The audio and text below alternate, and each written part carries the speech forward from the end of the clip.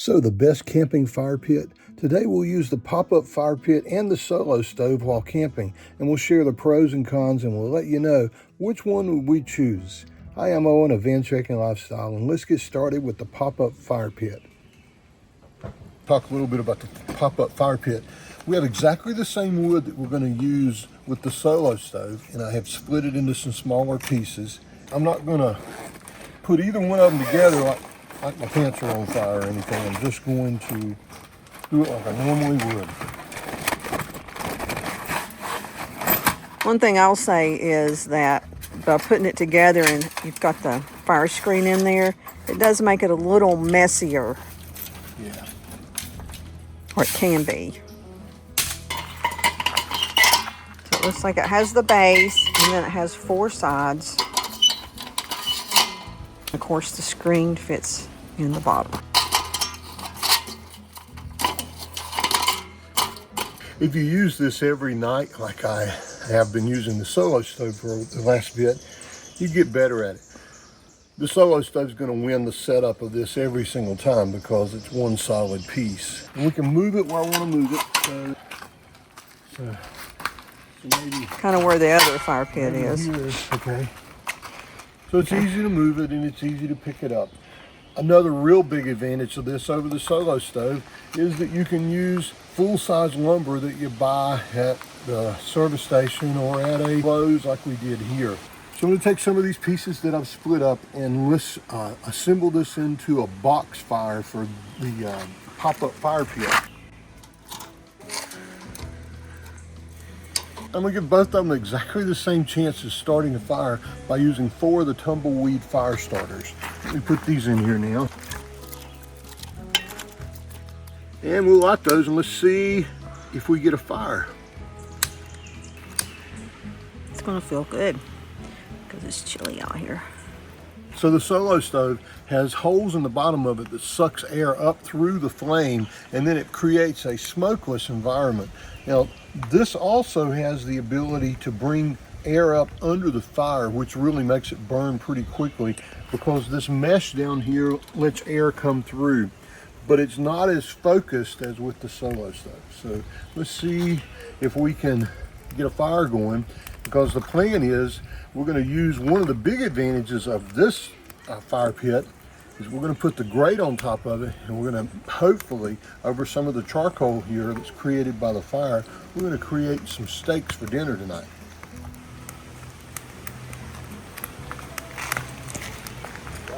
It's going pretty good. It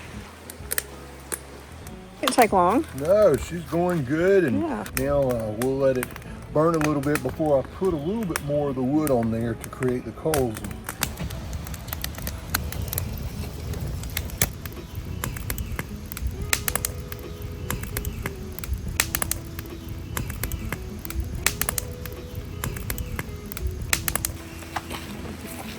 Grate on. You can cook the steaks. One of the great things about this fire pit, the grate that you can put on top of it. And so now that means we can take our New York strips and we can lay them somewhere close to the flame there. And we don't have a lot of coals yet, but I'll move them around a little bit more than I normally would. So there you go. Steaks are cooking.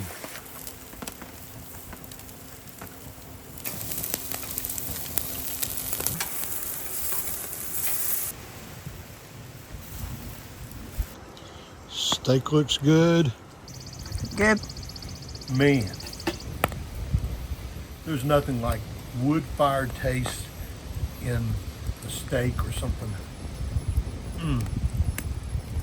We finished the cook, and that one package of wood, we still have a fire going, have lots of coals.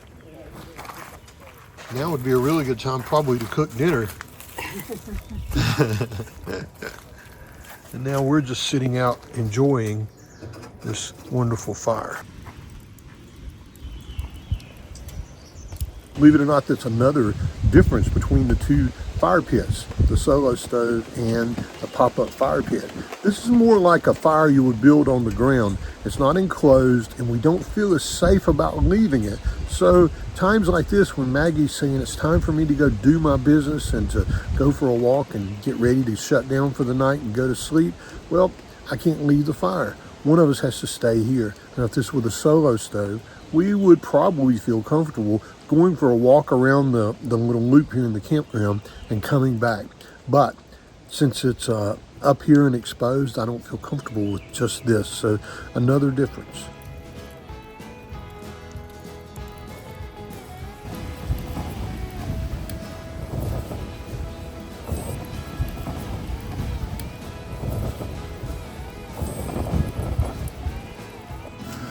Is that okay there? Is that okay? Sit up here, get a little bit warm with the fire and get comfortable. Good morning. Not much left at all. So now to show you how easy it is to light almost anything in the solo stove. We're going to light a fire here and then sit around and enjoy it. But just a little bit of work and this thing comes to life.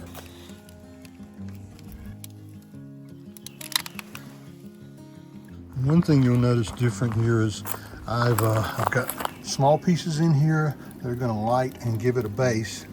And then I've split part of a normal pack of wood. So I still have a piece of cloth on this one.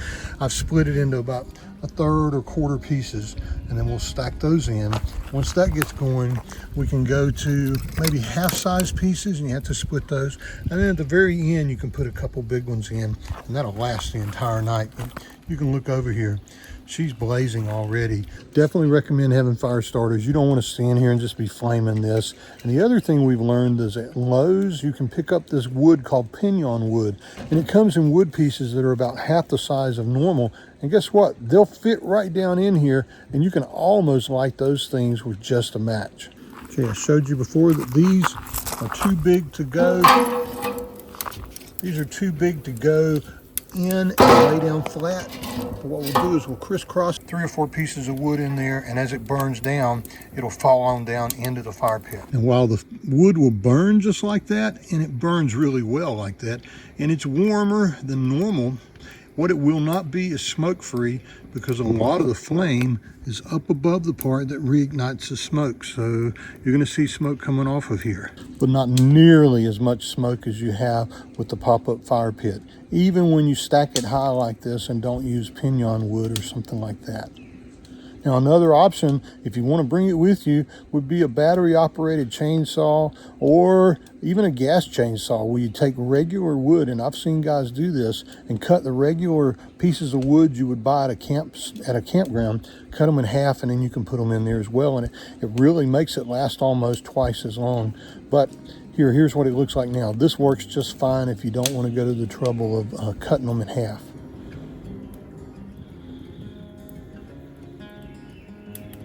It's a beautiful fire. Okay, so you saw the embers that were burning last night, and here's the ashes that were in there. You can see it burns everything down. Let me just go ahead and summarize between these two versions of fire pits. Which one would we take with us? Well, the answer actually depends.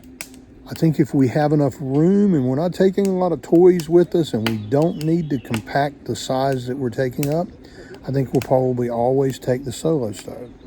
But if we need to get the kayak in the back, and we need to maybe put a scooter back there, or we need to put other things that we need to have fun when we're out camping, well, that's when the pop-up fire pit comes in. There's also another time. If we plan on cooking steaks, or we plan on cooking pork chops or something like that that tastes better over the fire, we'll take the pop-up fire pit. So I'll have a link to both of them down below, and you can decide on your own. Read the reviews that other people have put out there, and you can watch lots of our videos. You'll see both of those fire pits in our videos. What you won't see is us trying to build a fire on a wet ground around a fire ring and having to deal with that, sit where that thing is, which is not always in the right place. You won't see us using that, because both of these knock that out of the park. I think now we're just going to enjoy this fire and sit around. It's kind of cool here tonight. It's in the low 60s and getting down into the 40s tonight. So if you force me to choose one, there are times when I need to save the space, and the pop-up fire pit without the grill or anything on it, man, that's just so easy to throw in there and you've got a great place. If you want easy to have a fire tomorrow morning, easy to put up and wipe away and put in a bag and hop in the van and keep going, you can't beat the Solo Stove. As far as how well the fire burns, well, the Solo Stove wins that. Its technology with the holes at the top to burn any gases or any other smoke that gets up there, it far outweighs the technology of the mesh where wind can just come up all around the fire. And it seems to always burn wood from the bottom to the top all around. There's no moving around needed. It just burns and works. So I guess if you had to force me to say which one, if I had to get rid of one and keep one, I guess you'd see us traveling with the Solo Stove. But that said, there's a place for the pop-up fire pit too. And if you have any questions about either one of these, just leave me a comment down below and ask, and I'll be glad to do my best to either get the answer for you or to answer that. Good golly, we got a fire now. The Solo Stove is not as warm as the fire pit. Yeah. So you have to sit a little bit closer to it, maybe? Maybe, yeah. It's hard to believe that is not as warm, but yeah, I can hold my hand. You can feel the heat right here, but back this far, you can kind of feel it a little, but it's still not as warm as the pop-up fire pit.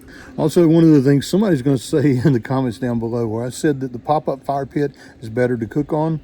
Well, the truth is Solo Stove's gone on to that, and they have lots of attachments you can buy to both griddle and to cook like on a grill and to do lots of other things. They've got heat deflectors that you can put on top of it. You know, we just said it's not as warm. They now come with a heat deflector that you can put on there that pushes the heat out about 6 to 8 feet. So if you wanted to get all those things, you certainly could, and it would make that experience better. And why don't we? Well, this is why. Everything we take with us has to fit in that gear garage. And even though it's big, when you start adding accessory after accessory after accessory, it gets to be expensive and it takes up room. So there you go. But if you have enough room, got enough money, you can make this the perfect setup. The Solo Stove takes away one of the things you really love about a fire, doesn't it? You don't have to poke it as much and move the wood around and use a poking stick, and You still can, but you don't do it as need much. to. So it You takes just don't that. need to. You don't have to tend to the fire, and that's do something not. you really love to I do do. like tending to the fire, but you do too. Yeah, I know. That's a way to build me up here, baby. I asked for poke salad, Annie. Well, I used to be Juanita's old boyfriend. We sure gave him stories to tell. Now I can't even find her picture anymore. I guess I'm finally through fooling myself. Yeah, I used to be an ex-bull rider. Yeah, did. Living on the edge of life itself. And I can't even find my buckle anymore. I guess I'm finally through fooling myself. And they said, hang on as long as you can. And get up whenever you fall. Shake it off, boy, and go around again. Don't be hanging your life on a wall. Hope you enjoyed the video. Hope it was helpful. My name is Owen. This is Van Trekking Lifestyle. And things like these fire pits, they're one of the things that help us really enjoy living our van trekking lifestyle. See you down the road.